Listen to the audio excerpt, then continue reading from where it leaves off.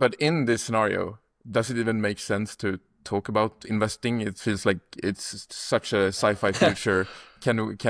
If I place a bet in I don't know, I buy some Microsoft stock or whatever, will that even matter? Uh, well, I think you have to sort of set your ground rules a bit, right? So, like, I mean, if you've got an unaligned AI that sort of wipes out the human race and we're all extinct, obviously investment performance is irrelevant. If you have some kind of like omnibenevolent AI that just sort of, ends capitalism and gives everyone an equal share in the proceeds, that's also kind of investment scenarios irrelevant. So I think you have to kind of condition on it, like conditional on a scenario where we all survive, maybe market mechanisms and sort of property rights are kind of continuous. Then maybe you can talk about like, how are things going to play out through that transition. But, you know, I'm not even sure what part of the probability space that occupies. It might be relatively small, but it's the one thing you can influence in a way. So you may as well sort of condition on that and then think through. Okay, so yeah, if we condition then on this scenario where we still have capitalism, we have an aligned AI, so it hasn't killed us all, what can you do?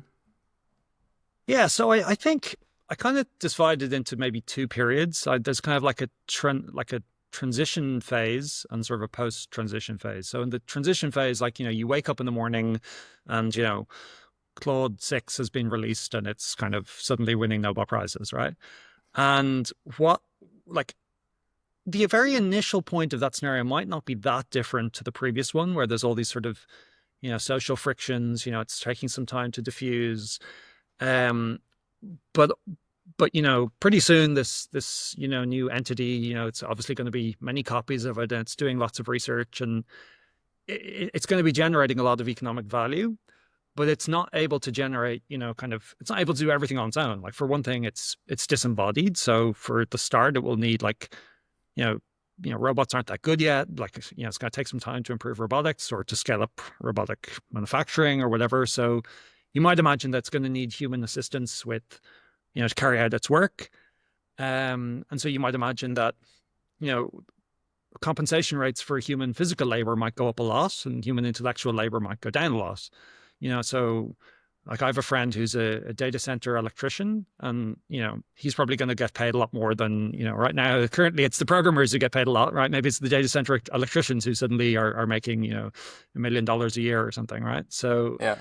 you can imagine things like that. You might also figure out that like what are the cofactors of production for AI? Like what is it that it needs to get its job done?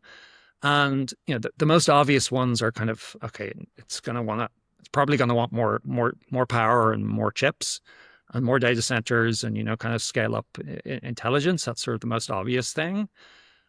But there might be other things, right? Like, I mean, and those are really hard to predict. Maybe it's really interested in DNA sequences, and so suddenly there's like a big rush on DNA sequencing machines. Or maybe launch capacity to orbit is suddenly like in great supply, or like bench chemistry equipment, or who knows, basically. So anyone who's any company that owns those things, or any person who owns those things, obviously might suddenly be, and like the AI, because it's potentially so economically productive, and the value of those things relative to what it can produce with them is so much higher than their current cost. The cost of those things will spike, but it'll spike kind of maybe temporarily, because after a while, this AI, there's going to be a new sort of economy coming into being, that sort of AI created economy. And obviously, if we have a DNA sequencing machine and it wants it, right? Okay, that's great now, but maybe a little bit down the line, it's going to have created its own much better DNA sequencing machine, and suddenly that old one devalues very sharply. And so you've got this basically transition period resources where they spike in value and then they crash in value. And then you've got a sort of post-transition phase where all of those transition period goods maybe are no longer in demand, but there's some other set of goods that might be in, you know, have retain permanent value, I guess. And that's maybe the second part.